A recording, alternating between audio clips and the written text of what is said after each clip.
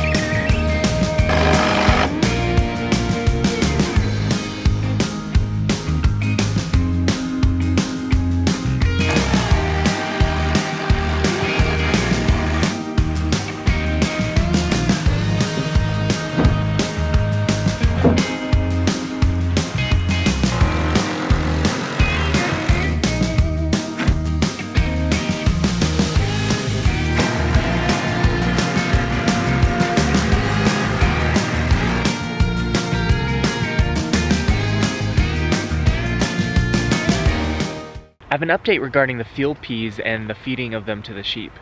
I left this in their corral overnight, and this morning they were pretty hungry when I came out to feed them their hay. They had access to this, but they hardly touched it.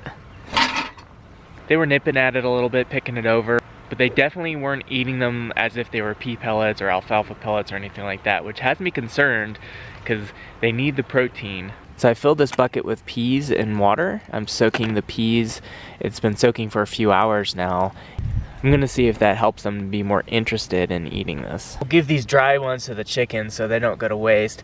I need this trough so I can put the wet ones in there.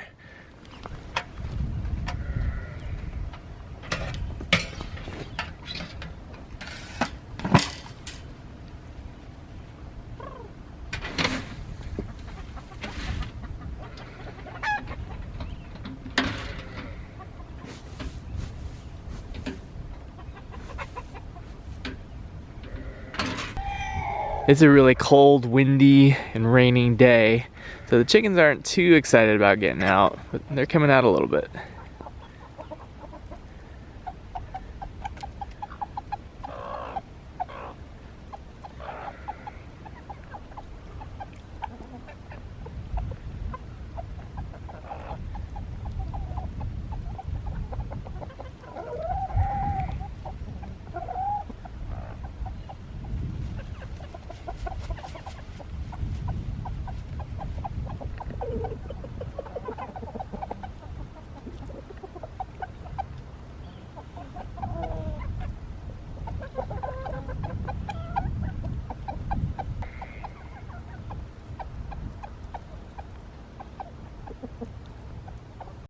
Well, they seem pretty happy about those peas. Let's see if we can get the sheep happy about them.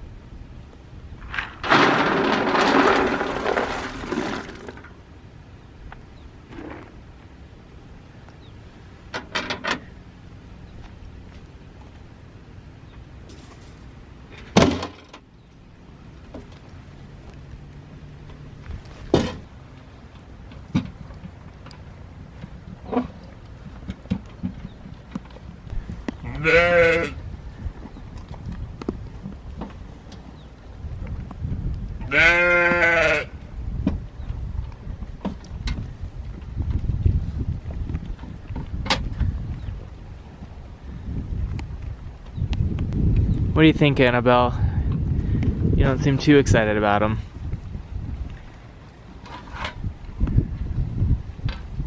Connie, thoughts? They're getting in there a little bit.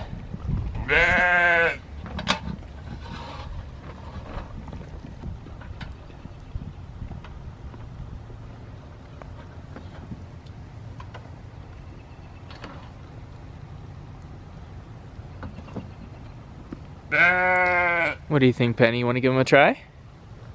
Get in there, get some peas. There you go.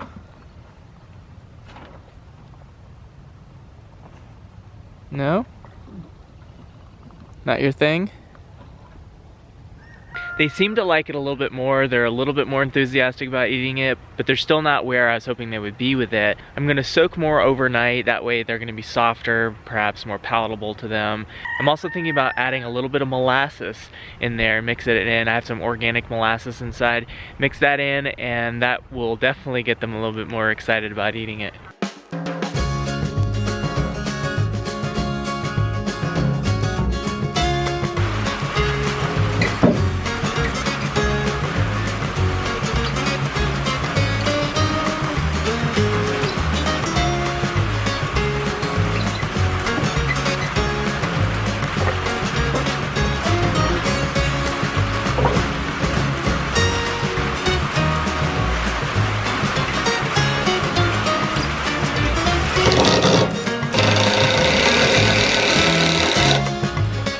Put a door on the end of the brooder per the recommendation of several viewers. It's a little tight in here though, so I'm gonna get the sander.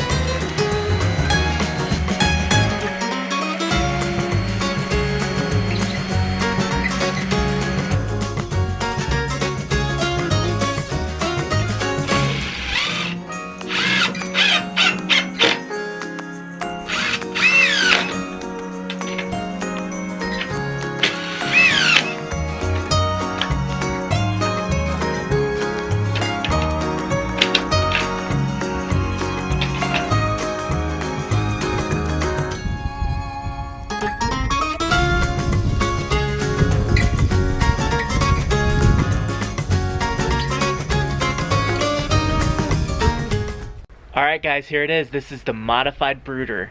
As you guys know, I got a lot of feedback last week when we built the brooder about all the things we should probably do to improve it. Well, I really appreciated all that feedback and I implemented a lot of it here. Instead of having 3 feet of hardware cloth, I have 2 2x8s and a 2x10, 8 foot long that way, 4 feet long this way. That serves a couple different functions. One, it's going to hold in the pine shavings, the deep litter really well. It's also going to be better for heat retention and serve as a windbreak. I also filled the gap. If you guys remember, there was a large gap right there because we miscalculated the width of these 1x12s. They're actually 11¼ inch, not 11½ inch like normal dimensional lumber. So we had a decent sized gap right there. So I cut some more of this wood away so I'd have enough space to accommodate this 2x4. And then I put the 2x4 in there, which filled that gap. Of course, the 2x4 sticks up above the rest of the floor because on either side are 1x12s, but it's going to be covered in deep litter. No one's going to see that. And then on this side, there was a little gap too, and I just screwed in a 2x2 there and plugged that gap. And of course, I added the door on this end.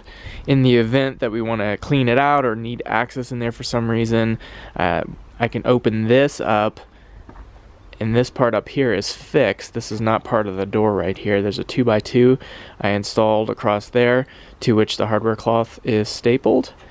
I don't think that's exactly what the door recommendations were that were given to me, but looking over everything today, it just seemed like the most obvious thing I can do to install a door there. I think the only thing I haven't done that was recommended that I do is run a 2x4 underneath the 1x12s on the floor to add some additional support in the middle. I have the 2x4 here in place so I can do that modification. However, this thing is a beast and it's really heavy now, and I'm not able to easily turn it on its side and work on the undercarriage of it. So I'm gonna have to wait until I have a second person here to help me with that. And that'll be after the first batch of chicks we brood. They're coming tomorrow. We're really excited to get them. I'm expecting the call from the post office early in the morning. We're gonna go get them, bring them home, and we're gonna get the brooder outfitted. We're gonna put the heat lamps in there, the waterer, feeder, that kind of thing, and we'll be rocking and rolling with some broilers.